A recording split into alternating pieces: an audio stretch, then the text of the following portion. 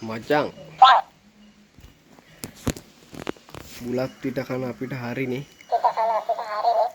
ඊන්දත් දුංගල තහනම් කරලා දුංගල පිළිකා නාශකයි. ඉතින් මේ මෝඩ රජයේ